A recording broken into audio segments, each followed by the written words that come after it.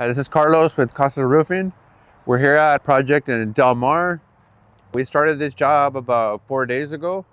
So we're on day 5 of the project. We should be able to finish today. In this specific home, we're installing a shingle roof. We're installing an asphalt shingle. Even though originally it had a clay tile roof, the homeowner decided she wanted to switch it up and go with the shingle. So since it's a lighter material, it's not an issue. It's not a problem. We can basically install and we don't need to worry about the structural integrity of the home. If we were to be going the opposite way, right, with a heavier material, if it was shingles and we're going to tile, then we would need to consider the structure and make sure it can take the weight. So the main components to a shingle roof is going to be the underlayment, obviously, the paper, right? The starter strip, which goes around the whole perimeter. That's an area where certain roofers can cut corners. We're always going to make sure we have that starter strip because it's going to make sure that the first shingle sticks down and that the wind doesn't pop it up.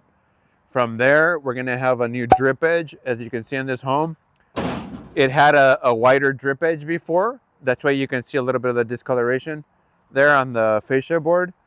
So since we went out with shingles, it's going to be a 2-inch drip edge. Before, it probably had like a 3 or 4 inch.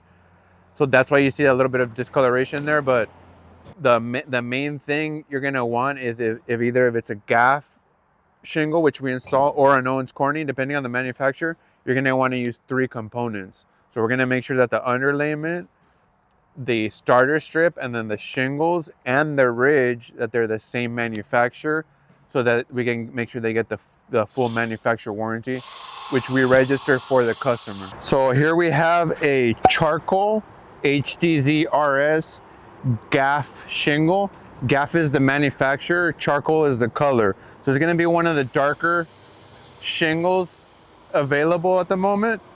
As you can see, it has solar reflecting granules. So embedded in the shingle, it's going to have granules that have solar reflecting properties, right? So that's going to give it the SRI number, solar reflecting index, basically telling you how cool or how much thermal reflectance it has, ultimately keeping your house cooler. So a good comparison to this shingle is going to be like an Owens Corning Duracool shingle. It's one of the most popular shingles. We also install Owens Corning. Gaff HDZ RS is basically equivalent to that. They're the 2 leaders in the industry at the moment, Gaff and Owens Corning.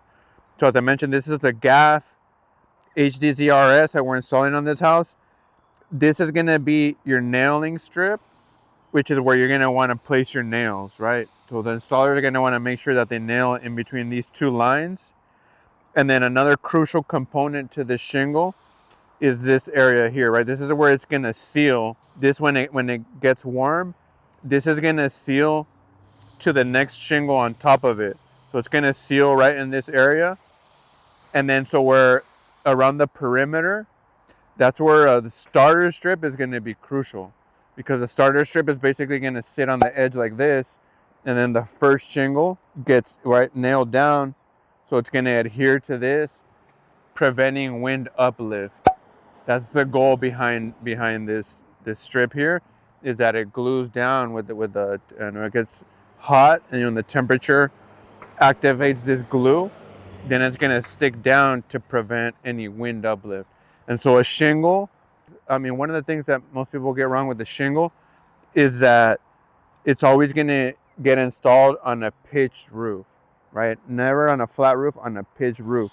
Anything under about 312, which is getting close to flat, this is not going to be the right type of roofing material.